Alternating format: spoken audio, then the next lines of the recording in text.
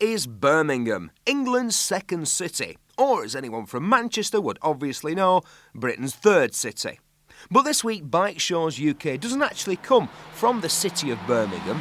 Instead, we've travelled around 25 miles to the southwest, into the quiet countryside around Great Whitley, just the other side of Kidderminster. And this is me behind the wheel of this flash motor. Blimey, if this car was any yellower, it'd be a mobile banana. Motorbikes are marvellous. I don't think any of us would disagree with that statement, but cars can be useful too, especially if you've got to move lots of people and lots of kit about the place, like if you were, making a television programme. This is the new Skoda Octavia VRS. It's got leather seats, air conditioning, a CD player and a stonking 1.8 litre turbocharged motor. It's modern, it's clean, it's sophisticated. In fact, it's the exact opposite of the bikes, yes, the bikes, that we'll be featuring this week. They are old, they are noisy, they rattle, they burn oil and they make a huge amount of noise because this is a classic bike event with a difference. Oh yes, instead of just standing around being admired, they get thrashed mercilessly up a dirty great big hill just over there. The Red Marley hill climb's history begins when a young Len Vale Onslow had a vision and the inspiration to get it all started. But Len wasn't here to ride today. At 103, he's a little too frail. He had to release the balloons that signal the start of Red Marley 2003. The rumour has it he was riding through Great Whitley, saw this hill, saw the landowner and said, I'd like to have a American-style hill climb up there, and the landowner said nobody could go up there on a bike. So he went up, and then he went up again with somebody on the back and knocked his tooth out. And that's how it all started, really. It was all through old Lenny Onslow. Red Marley is one of the oldest motorcycling events, not just in Britain, but in the world. It seems quite remarkable, but 80 years ago, guys like Len Vale Onslow were riding the bikes down to Red Marley and pitting themselves, man and machine, against the hill, although it wasn't actually this hill, to tell the truth. The original course was just over there, but they've moved for various reasons to this hill, got a nice, friendly landlord, and it's given them the opportunity to make it a little bit more challenging. In fact, I think that very top bit might just be a bit too challenging. The original Red Marley hill climb had a long, famous history. But the event stopped in the early 70s, leaving a big hole in the diaries of many bikers. We did have our entries returned, said there was a lack of entries. I don't know. The attendance had dropped off over the last few years. Whether they put it down to that or whether it was too much work at the end of the day. It carried on until the 70s, the early 70s, 1970, when it finished. Waning interest, arguments between the AMCA and the ACU, and it was modern two-strokes and Japanese stuff coming in. When the event was revived in 2000, they thought it'd be a great idea to make it a classic hill climb, and so no bikes that were made after 1970 were allowed to enter. I grew up with classic bikes. I worked for James Motorcycles back in the 1950s, late 1950s. That's how I started my motorcycling.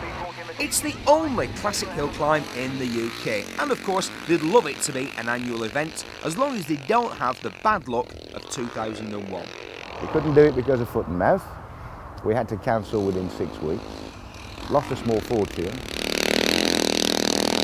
While everyone's taking a break, we thought we'd quickly get the opportunity to show you the start. Now it just looks like a bit of rough grass. It isn't. There's actually a metal grid embedded in the ground, and yes, that is the origin of the turn starting grid, and it's there because if it wasn't, the first few riders would just dig a great big hole and everyone else wouldn't have a chance.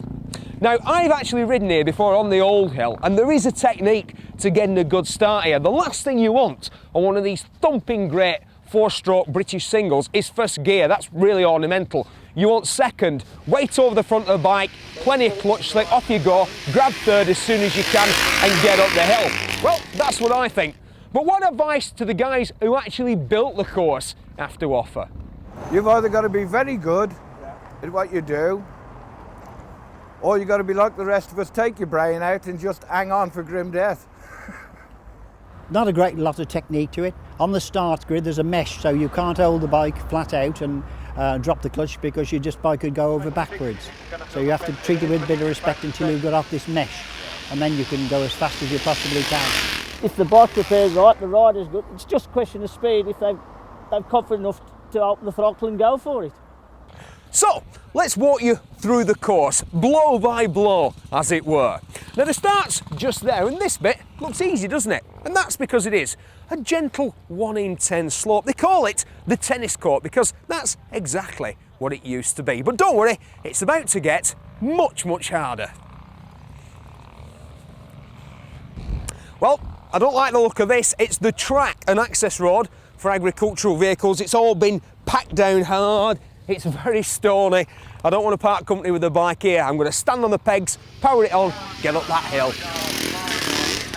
Well, about halfway up and it's starting to get steep. Believe it or not, some of the guys will actually get air off this rather modest bump. The machine will leave the ground, which looks impressive, but it's not really what you're after. A race like Red Marley on the old bikes is all about being a bit more wily, having a bit of racecraft about what you're doing. If, that is, you want to beat your opponent, get to the top of that hill before him and progress to the next round. Right, you're nearly at the top, but guess what? This is the hardest bit. In fact, would you believe this section is actually 1 in 1.5, which means that try as you might, you can't actually walk up there. And I'm going to try and ride a 40-year-old motorcycle up there. That can't be a good idea. Here it is, the finish line. And if you manage to make it here, no mean achievement in itself. You'll want to do it before the other guy because remember, there's 2 here coming up head to head at the same time. Now, believe it or not, the best time set on this hill last year was 22.2 seconds. Unbelievable, that's right, from right down there to here in 22.2 seconds. A guy called Terry Challoner did it on a Triumph Matisse and he's back this year. I wonder if he has any tips for me. Well, here's the bike and here's the man. It's Terry Challoner. He's got the #1 plate from last year and I'm sure he's determined to return it this year. Terry, what's the secret of winning here at Red Marley? Well, obviously, being the fastest one is the whole idea of it. I think making the start, getting a good start and well, just hanging on, flat out and hanging on. So tell us about the bike. Why is this bike so successful here? 650 Triumph Matisse. It was built about 1964, but obviously it's been rebuilt many times since. But well, really, just it suits it. It is a scrambler because we are racing against grass machines as well, which are methanol burning 500cc, well, semi-speedway type machines. And but it is quite rough up there, so we do have an advantage with using a scrambler as against a grass machine. Playing around with a hill like this needs very understanding landowners, and they are. Jeff and Judy Goodman have a goose farm on the land. Don't they mind these bikers? It's a pleasure to see people enjoying the countryside, enjoying our facilities, and the Matchless Club are so good at all the organising, we leave it to them. Yes, I'm a true Brit myself, and anything to keep our heritage going. And because Red Marley on the other hill was always a great success, and you see Old Phil was always in everything, it's brilliant to see things being revived in this country. We've got to keep our heritage. How very British of her. We're actually filming this the day before the big hill climb. And as a curtain raiser, there's a classic bike trial, which I think I won't take part in myself, as I want to save my energies for the actual hill climb, which I am taking part in. There are just 3 classes here at Red Marley, up to 1940 unlimited, pre-1970 up to 350cc, and of course up to 1970 unlimited. Now, I've actually been sorted out with a very nice man called Ali with a BSA. I don't know what kind of BSA, could be a Bantam, could be a Rocket 3. We'll soon find out. In the meantime, got a bit of a quiz for you. There are no prizes, but classic bike buffs out there will be able to take part. All you have to do is identify the machine before the caption comes up. You've got about 5 seconds. Good luck. Any guesses yet? Yep, it's a matchless Matisse. What about the next one? This BMW lookalike is actually made in Russia. It's either known as an Ural, after the Ural Mountains, or a Cossack. Well done if you got that one. And what about this one? Do the shots give it away? It's a Greaves, and it's a Greaves Hawkstone, named of course after the famous scrambling venue Hawkston Park. Finally, any takers for this machine? Well, it's got a Villiers engine, so that should be at home on a Cotton, and indeed, that's what it is. Congratulations if you spotted all 4 bikes correctly. Now, at the foot of the huge hill, you find the 100 House Hotel, a well-known local landmark which is also biker-friendly and welcomes the organisers of Red Marley to their regular meetings. This is the traditional night before do that raises funds for local charities. A few presentations, a bit of a tombola, and a few beers to set you up for the next day of hill climbing. Fantastic. I left the party downstairs and decided to turn in for the night. After all, I had a big day coming up. I was competing on a bike I'd never ridden before. I'd never even seen it before. Now, which side are the gears on those old British bikes? I think I'll worry about that tomorrow. Now, that night, I had a weird dream that after weeks of fine weather, huge storm clouds appeared to ruin our hill climb. The dream was so vivid, it was as if it was actually happening. I woke up the next morning and my dream had come true. It was a disaster.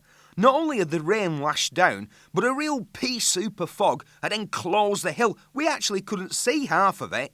Would Red Marley have to be abandoned?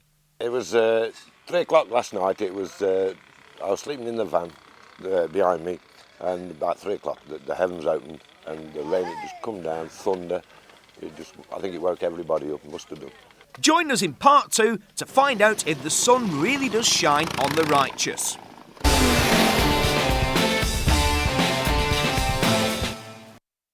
I woke up the next morning, not only had the rain lashed down, but a real pea soup of fog had enclosed the hill. Would Red Marley have to be abandoned? The clerk of the course held a meeting for all of us riders. That's if I could find him. Right, lads, I'm sorry for the delay.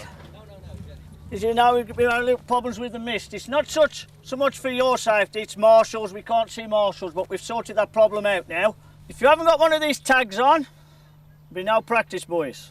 And also, if you haven't got an Alec Dole sticker on your throttle cable, then again, your bike hasn't been scrutineered. While everyone prayed that the mist would lift, I went in search of the bike I'd been promised to ride in the hill climb. Right, so this is my bike. It's the bike you're going to borrow, A fine old BSA. Yeah. Now, obviously everybody that's here has to have the bike scrutineered. That's right, yep. There's so many different kinds of machines, trials, grass trackers, scrambling bikes. What are you really looking for when you're scrutineering them? One of the most important things we have to look for is making sure that the throttle returns nice and quick like that. The second thing, you have to make sure that the brakes are good and the levers are tight on the bars, they don't drop round. You have to check the wheel bearings, the spokes, make sure that all the nuts and bolts are tight. Well, I'm still here with scrutineering and I've noticed a bike that I remember from the Millennium Red Marley, and it's Vincent Priestley with his amazing BSA. It's possibly the oldest bike in the event, isn't it, Vincent? I think it may be one of the oldest.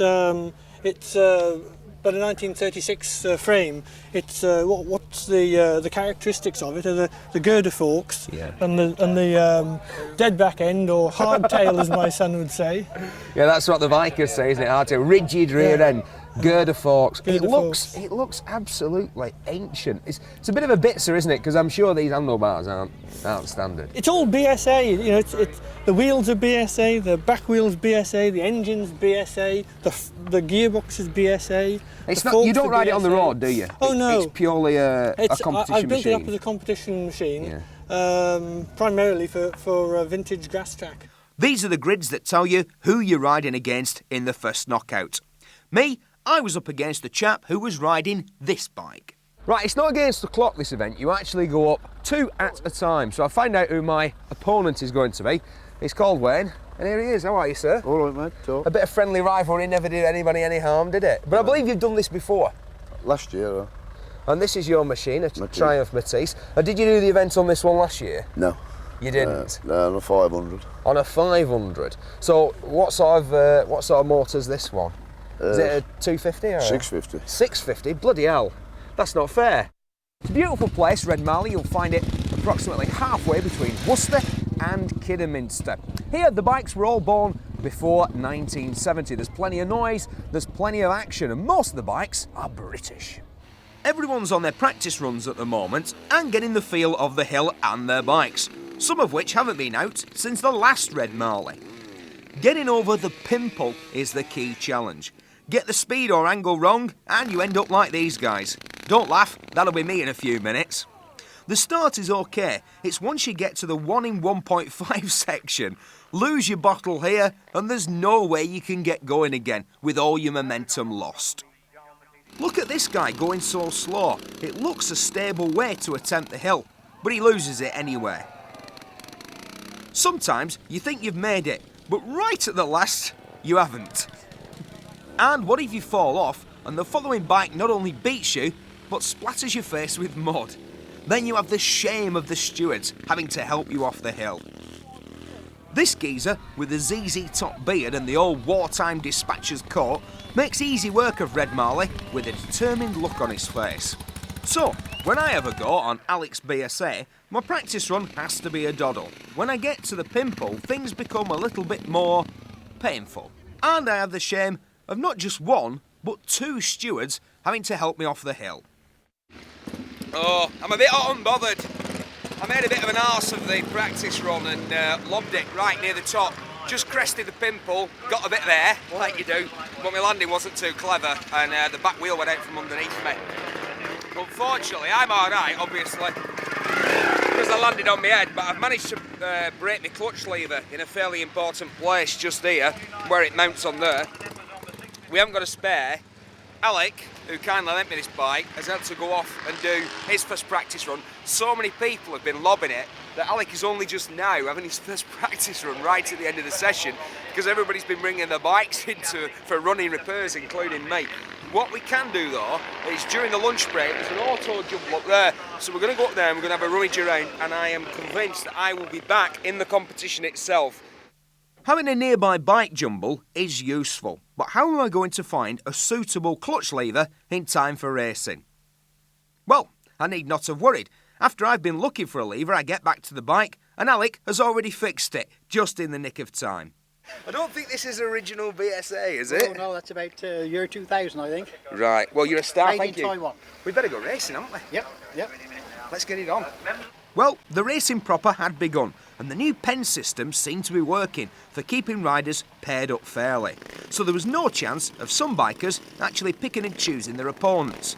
You know the old, "Oh, I've developed a mechanical problem," which strangely seemed to pop up when you don't like the look of the bloke you're racing against. They can't fiddle the system because they're in the pens, then they're drawn down into lines, and once they're in that line, they're ready to be pulled onto the start, so they can't figure anything. I must say that Terry Challoner, resplendent in his traditional bright yellow, was doing some excellent times up the hill, and certainly equaling his achievements from last year at Red Marley. It was quite a good run, that one. I had a good run that time, just flat out and hung on. Does it get harder from here on in? Yeah, the opposition gets harder. You've got to make the start out of the trap, and really that's vital to make that. Now, everyone else is taking more or less the same line, but your missus tells me on the quiet that you have a strategy. Yes, I have. If somebody's in front of me, I've got an alternative line that I can take. Presumably, it gets risky in terms of sort of bashing handlebars or colliding. If you're with somebody who's very similar in terms of the machine and their ability and their experience, you're fighting hard for the same line. Yes, that's why I have an alternative line in case somebody's got the best line. So then, it was my turn. You'd think that after a fall in practice, I'd have learnt the characteristics of both the bike and the hill, and I'd make it quickly over the brow, having soundly beaten my opponent, a Mr. Wayne Hyde. Once again, I binned it in exactly the same place. I had to abandon the climb and go down the lane of shame back to the bottom. Well, that was it. I was out of the competition. Wayne had beaten me fair and square. One of the things that's been bothering me all day was this business of which gear you should use on the start grid. Now, normally there might be a little bit of conjecture about this sort of thing, but usually it's one of two gears that people argue over. Do you start in first or do you start in second? I had people today telling me to start in third, that it will pull third off the start line. But Alec, who's biking, has insisted that I use first, try and hook third by the time I reach the track. So I get first, big handful off the line, great big wheelie. Other guy disappears into the distance, I chase after him and trying to catch him, make an arse of it right at the top in exactly the same place that I fell off on the practice run. So, let's take a look at some of the highlights of this great bike show at Red Marley. Terry Challoner ended up with the best time of the day and created a new hill record, an astonishing 21.6 seconds. However, unfortunately for him, he was beaten in a subsequent race-off with Tim Manton on the 500cc Cheney Jawa. So the Class 3 results look like this. Tim first, Terry second, and third place going equally to Glenn Mottershead and Arthur Browning on 1965 machines. Class 2, which featured smaller pre-70 bikes, the honours went to Mickey Beach on a BSA B40 with an excellent time of 26.2 seconds. Paul Bennett, Dave Faulkner and Matty Taylor all came in after him. And in the pre-50 honours, the Priestley brothers clean up.